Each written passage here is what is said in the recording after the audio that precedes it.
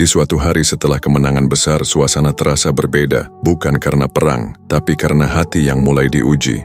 Matahari Madinah bersinar hangat, namun di balik itu, ada kegelisahan yang perlahan tumbuh. Kaum muslimin baru saja memperoleh harta rampasan yang melimpah, unta, kambing, dan berbagai kekayaan dunia dibagikan.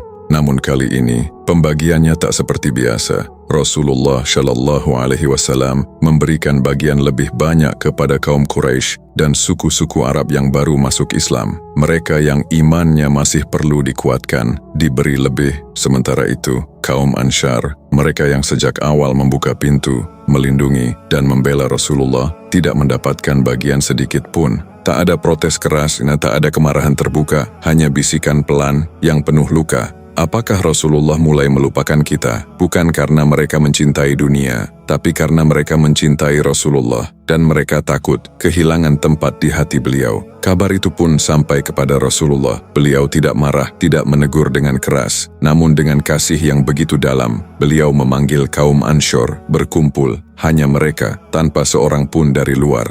Suasana hening, hati berdebar. Rasulullah berdiri di hadapan mereka dengan suara lembut, namun penuh makna. Beliau berkata, "Wahai kaum Ansyar, bukankah dahulu kalian dalam kesulitan, lalu Allah memberi kecukupan? Bukankah kalian dahulu terpecah, lalu Allah satukan hati kalian?" Suara itu menembus hati. Kaum Ansyar menjawab dengan lirih, "Benar wahai Rasulullah, Allah dan Rasulnya telah memberi kami segalanya." Rasulullah menatap mereka, mata beliau mulai berkaca. Ada cinta, ada harap, ada kepercayaan yang begitu besar. Beliau berkata lagi, "Apakah kalian tergoda oleh dunia yang sedikit itu, sedangkan aku telah percaya pada keimanan kalian? Tidakkah kalian rela mereka pulang membawa unta dan kambing, sementara kalian pulang membawa Rasulullah ke rumah kalian?" Kalimat itu menghantam hati, hening. Tak ada yang mampu menjawab. Air mata mulai jatuh, satu persatu. Dada terasa sesak, bukan karena marah, tapi karena sadar betapa besarnya cinta Rasulullah kepada mereka. Lalu beliau melanjutkan dengan sumpah yang mengguncang jiwa.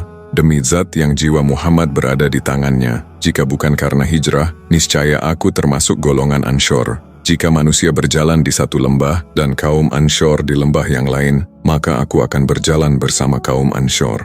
Saat itu, air mata tak lagi bisa ditahan, tangis pecah di antara mereka. Segala prasangka, luruh, segala luka, sembuh. Yang tersisa, hanya cinta. Dengan suara bergetar, mereka berkata, "Kami ridha wahai Rasulullah, kami ridha dengan keputusanmu."